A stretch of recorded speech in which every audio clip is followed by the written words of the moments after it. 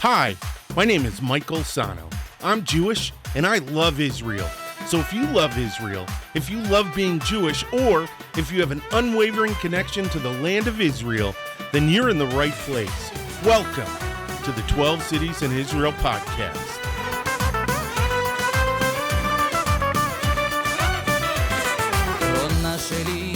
Shalom, shalom, shalom. Hey, what's going on? What's going on? What's going on? My name is Michael Sahno. Welcome to the 12 Cities in Israel podcast, the only positive podcast about the food, the culture, and the people of the state of Israel. Hey, if this is your first time watching, don't forget to hit the like button, hit the subscribe button, and the notification bell so you get all the brand new episodes as they come out. And if you want to take us with you to, I don't know, the gym, on your run, on your walk, you can find us on SoundCloud, iTunes, Google Play, Stitcher, TuneIn, and on Spotify. All right, hey, welcome to the show. This is a cool episode. This one, I had to kind of troll through the history books. This one is on the Palmach. Now, this is a two-parter. I'm going to go over the first part of the history of the Palmach, and in the next episode, I'll go over the second part. And I'm not going to tell you where I'm going to cut off. I want it to be a surprise. All right, so the Palmach is, and I got it written here, and the lighting's iffy. No, the lighting's fine. And Palmach is it's an abbreviation. And abbreviations in Hebrew are so weird because they pick, like, not just, like, we do like an acronym, which is, we'll take like CIA, Central Intelligence Agency, or FBI, and we'll use the first letter and boom, we're done. But in Hebrew, they don't always do that. And that's evidenced in the name Palmach, which is an abbreviated Plugot Machatz, which means strike force. And they were the mobilized, and some say, and I'm going to tell you why I kind of have questions about this. Mobilized strike force, elite strike force of the Haganah. Now, the reason I have questions about that is because it is the elite part, because I know a little bit about the Haganah, and I know a little bit about the Palmach. And so the Palmach is made up of volunteers, just like any other strike, like high-end strike force. Green Berets, you've got to request. Navy SEALs, even on submarines, you have to volunteer to go. They can't just send you. So it's comprised of volunteers. These were all kids, okay? I think the elite part comes in the description because of the strides that they made and the challenges that they overcame in order to gain their victories, which, yes, is amazing. But I don't know if it necessarily rises to the point of a special forces. So from what I understood from my research and what I understand in general, is that the Haganah, okay, the precursor to the IDF, was a stationed force. So let's say you had a kibbutz or you had a town, you would have a Haganah element inside the town, and they were responsible for that area. The Palmach, on the other hand, were a mobilized force, meaning that they could go anywhere in mandatory Palestine, okay? Because that's the time that they existed, was during the British mandate for Palestine. So they were, and I'm sorry if I'm really ticking anyone off, but I don't know that they were necessarily elite as much as they were just really freaking capable, which is fine. But anyways, so that's my little beef with descriptions of the Palmach. So the Palmach were the mobilized arm of the Haganah, which was the defense force for pre-state Israel and the defense force of the Jewish administration in Mandatory Palestine. So they were established on May 14th, 1941 by the Haganah High Command. That sounds so intense. The Haganah High Command. In coordination with the British General Headquarters. So I think that was in Egypt. The British General Headquarters for the Middle East was in Egypt.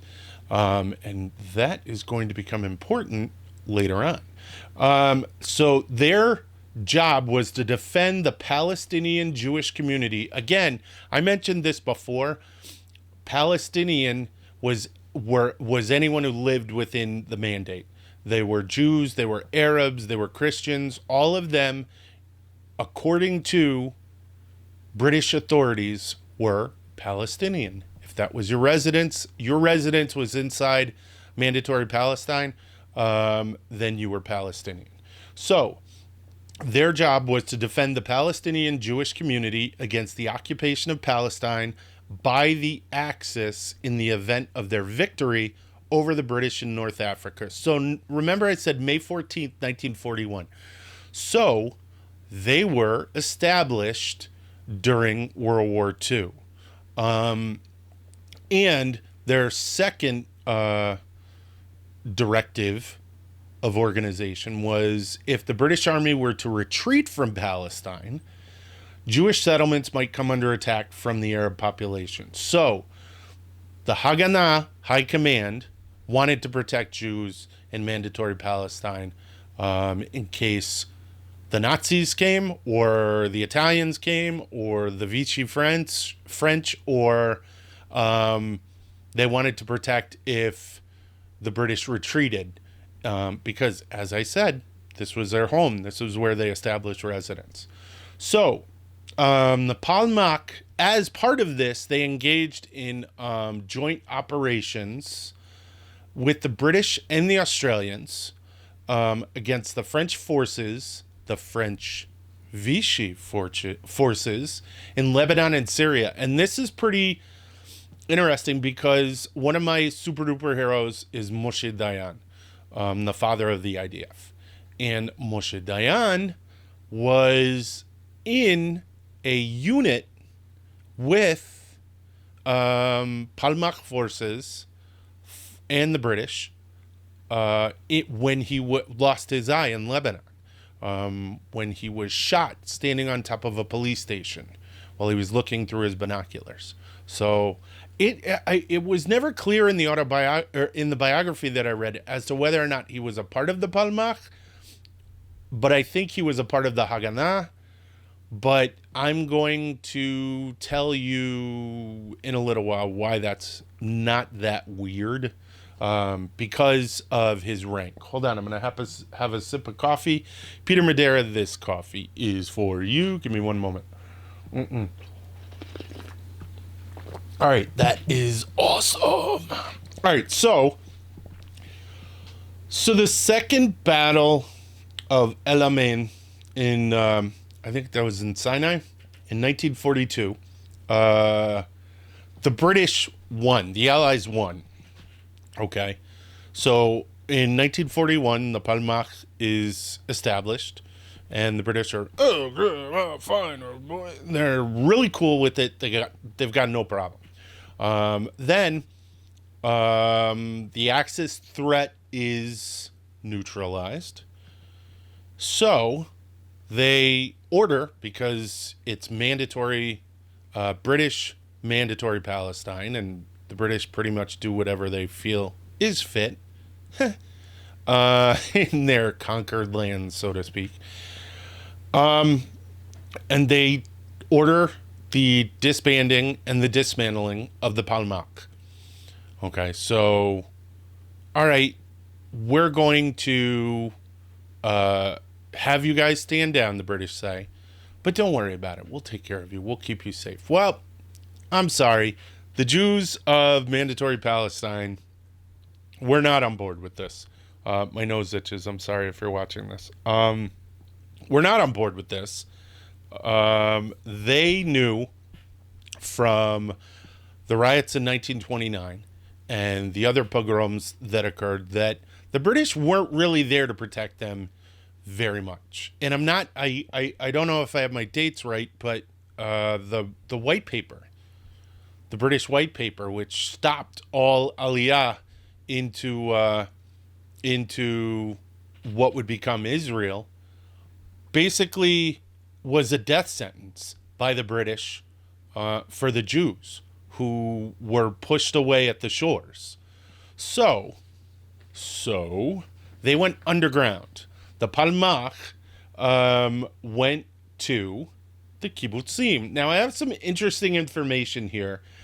There is a gentleman named Yitzhak Dabenkin, and he was the head of the kibbutz union, the union of all the kibbutzim, kibbutzes, but they're kibbutzim in Hebrew. That's the plural. He was the head of the kibbutz union, HaKibbutz HaMeochad, and they were like it was the socialist conclave, so they were a union of kibbutz states, so to speak. That's the best way to describe it. Now, he suggested the Palmach could, since they didn't have funding anymore, they were getting funding from the British in order to maintain themselves and to train. Why don't you come to the kibbutzim? Why don't you come and live on kibbutz? Have each kibbutz have a different squad or platoon or unit, and there they could have the they could be useful, they could be fed, they could be housed, and it was actually pretty brilliant. I mean, pretty ingenuitive. So that's exactly what they did, and they wound up starting in August 1942. Each kibbutz hosted, and I'm pretty sure each one of them did. If one or two of them didn't, let me know. I don't know about that. Each kibbutz hosted a Palmach platoon and supplied them with food, lodging, and resources. In turn, each platoon safeguarded the kibbutz, so they were like the Haganah in terms of keeping the kibbutz safe, and they also carried out work. So let's say you were you have an orange farm on this kibbutz, and you need ditches dug. I don't know what you would need for an orange farm, but say you needed ditches dug, or you had cattle and you needed, fences built. So you have this workforce that in their in their work time, they can go do this, and they can help you, and it's an added benefit to the kibbutz, which of course benefits what will eventually become the state. Now, they did this in a schedule of 8 training days, where they would train in military maneuvers, in explosives, in firearms, in hand-to-hand combat.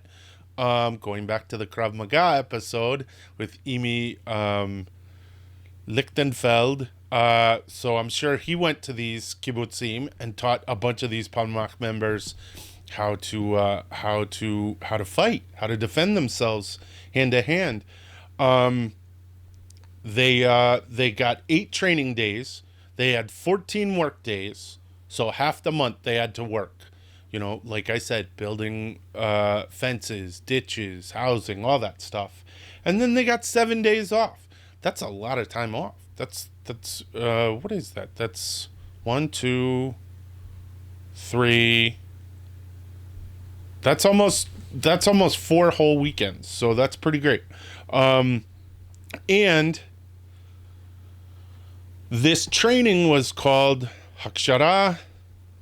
Let me see this. Meguyeset. Hakshara Meguyeset. And it's drafted recruit training, and it was their program of combined military training, agricultural work, and Zionist education. And so that's what the workday schedule and everything that they did was called. It was called Hakshara Meguyeset. I'm slaughtering this. Meguyeset. All right. So we're just going to step away from that. So what's cool about this is part of this program became eventually the basis for Nachal, which is the national service. So not everyone goes into the IDF because of religious reasons, because of physical reasons, because of whatever, their reasons. But they go to Nachal, and this is where this service came from. I think that's pretty cool. It's got, you may not be doing the work of the super duper, infantry or tank squadron, but the service that you are doing, the way for it was paved by one of the bravest and most effective fighting forces on the planet. So Palmach. So that's pretty cool. Now they were no longer. So this is where it gets kind of fuzzy for me in the research, and I have a couple of videos that you guys can check out. But most of that deals with the stuff that I'm going to be discussing in the second episode, which is going to be how they operated during the War for Independence and the build up to the War for Independence.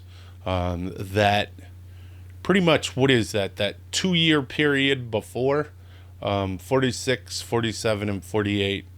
That's what the second episode's going to be about. What I'm going to talk about right now, though, and this is why I say I'm confused, they were disbanded and they went underground. Okay? Now, the Haganah did not disband. And there were other groups within the purview umbrella of the Haganah, which were the Irgun under Zev Jabotinsky, and Menachem Begin was he Irgun? Yeah, he was, because there's another group, Lechi, which is the Stern Gang. And I don't think Menachem Begin was part of the Stern Gang. I think he was part of Irgun. But if I'm wrong, I will correct it and I'll let you know. So, Zev Jabotinsky, he was what's called a revisionist Zionist, meaning we need to revise what Zionism is, not we're revising what it was. Or maybe that is what he was doing. He was revising, he was making it something new. He was saying that it needed to be more active, needed to be more in control of the land. So the Irgun was the military arm of revisionist Zionism, and they didn't believe in Ben-Gurion and Golda Meir's defense strategy, which was what the Haganah was. It was an instrument of defense. Okay, the Palmach, which was part of the Haganah, was not an instrument of defense. It was an instrument of action, which is where I get really confused because, but see, this is something that confuses a bunch of people even still to this day. How can you say that the Irgun, which you disavow, is not part of us, but you celebrate the Palmach, which does essentially the same thing. Now, notice I didn't say Lechi or the Stern Gang, because the Stern Gang did some really bad things. They did some horrible things. They went after innocent people, and that's just, it doesn't matter what side you're on. And they also, the Stern Gang said we're terrorists.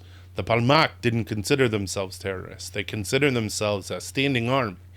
So, so this is where it gets weird, because I said that it was disbanded and it went underground, but they were involved in a joint operation with the British to liquidate the Irgun in response to Lord Moynes, who was the minister resident for the Middle East for Britain, who was out of Egypt. That's where that office sat out of.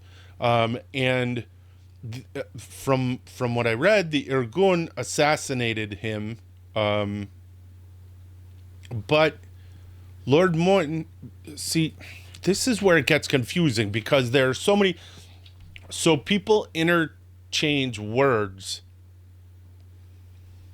without any regard for historical accuracy. So one of the things, so the Palmach worked with the British in order to go after the Irgun based on the assassination of Lord Moyne by Lehi. So basically what it sounds like is that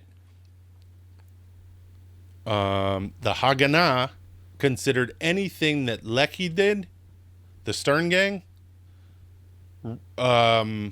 they considered the Irgun responsible for them, which is weird because all of the research that I've done on the Stern Gang and the Irgun is that they went their separate ways, and that they didn't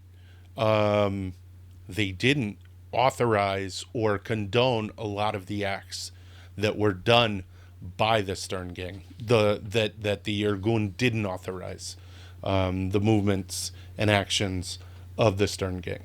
So, but Lord Moyne had stated in Parliament that he was opposed to the establishment of specifically Jewish army units in the Middle East, partly because he wanted to avoid offending Arab sensibilities. This all changed, though, at the end of the war, because at the end of the war, and I know I'm jumping around a little bit,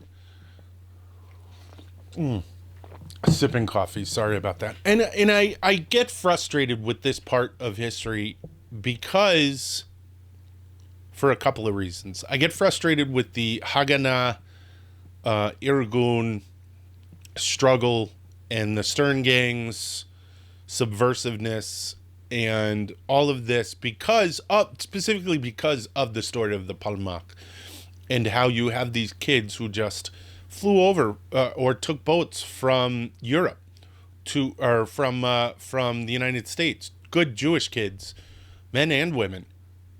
Palmach was 1/3 of Palmach forces were female, were women.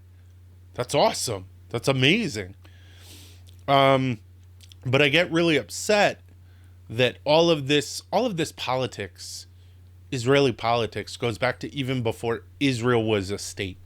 So it's just frustrating because it becomes part of the story and it taints the story to some degree. And also, from what I understand, according to a couple of scholars, some of the things that we've heard, the stories of, not just the Irgun, but the stories of the Haganah, not necessarily Palmach, but all of these other organizations, these fighting units, fighting groups, the stories that we know aren't necessarily true, or the condemnation that people had wasn't actually real. That at the time, they didn't condemn it. They just put out a statement that they condemn it to cover their butts. Took us. So, I know that was a little bit of a rant. I know I went off onto a little bit of a tangent.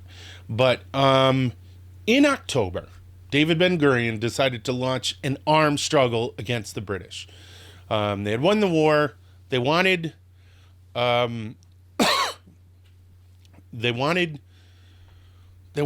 to have their own place. And I think that there was a lot. Some say it was the white paper that restricted. Some say it was the white paper that restricted immigration into Israel and sent a lot of Jews to their deaths. But also the fact, but I mean specifically that. I think the Jews living in mandatory Palestine had enough. You know, the British had been directly responsible. They had blood on their hands. They had been directly responsible for sending Jews who could have been saved to Auschwitz and to the countless other concentration camps. So, all of the groups, the Irgun, and this is why I get frustrated about it, the Irgun, the Stern Gang, Lehi, the Haganah, and apparently there were more groups. They all got together and they became what's called the Hebrew Resistance Movement. And in October 10th, Yitzhak Rabin raided a prison, and he freed 208 prisoners, Jewish prisoners, because what they were doing is the British were doing raids and arresting people because ammunition was illegal, guns were illegal, having firearms. Now that Palmach had been officially disbanded, any activity and actions that they were doing were illegal. So they would, they would engage in raids. And all of this culminated in what became Black Sabbath. And Black Sabbath, also known as Operation Agatha, in June 1945, was a raids, constant raids, just going and hitting the Jewish underground, the Hebrew resistance movement everywhere that it could, all the kibbutzim, all the secret stashes, all the secret places. But this was in response to, in 1946, I'm sorry about this. October 31st, 1945, the Palmach sunk 3 British patrol boats, 2 in Haifa and 1 in Yaffo, as well as, are you ready for this?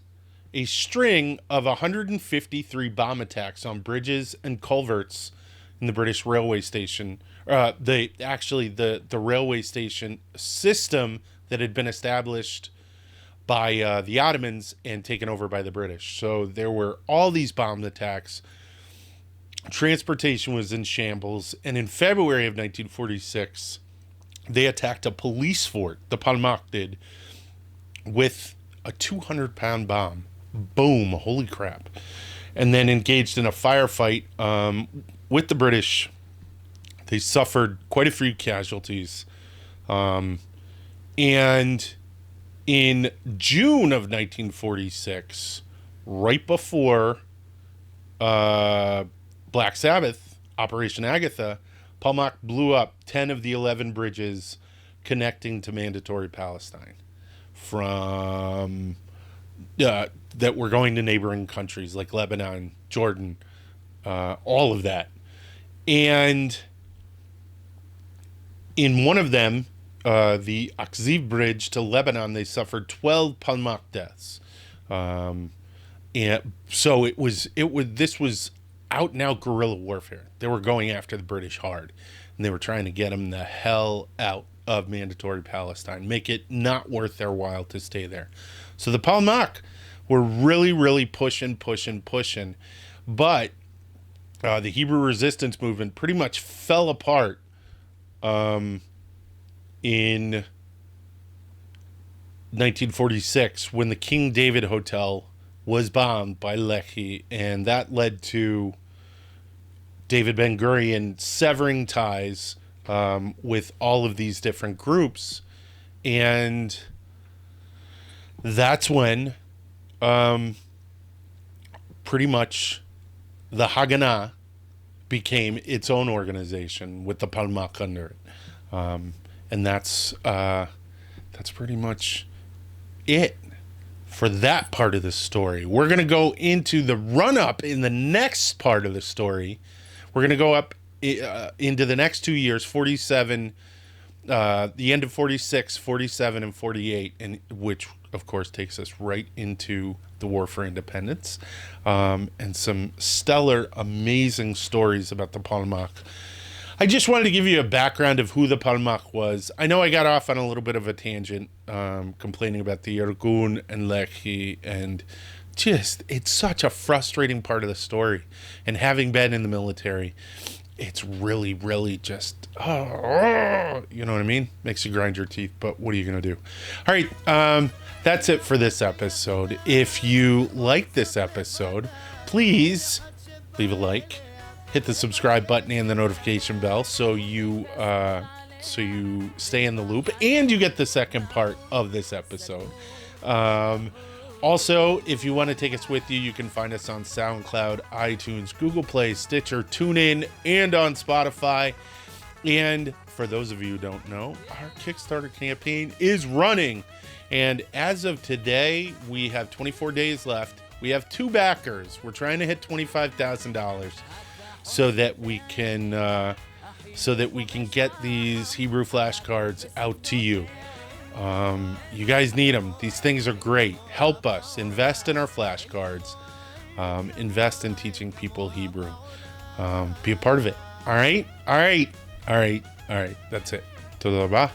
להתראות ויאללה ביי.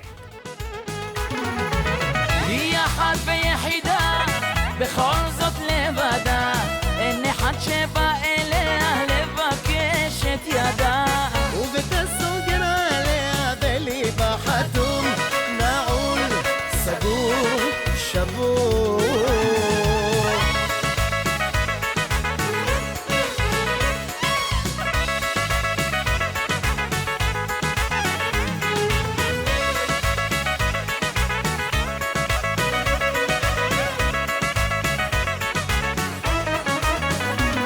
לחישה בלילה והיא איננה גם שרחוקה היא ממני זיכרונה עולה שוב בליבי הלילה איך אותה רציתי כל חיי ידי בידה ולאור ירח עוד יאיר לי כוכב